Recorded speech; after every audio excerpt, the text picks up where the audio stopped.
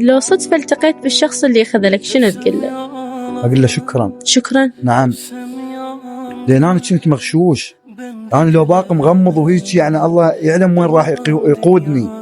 سبب لك جرح؟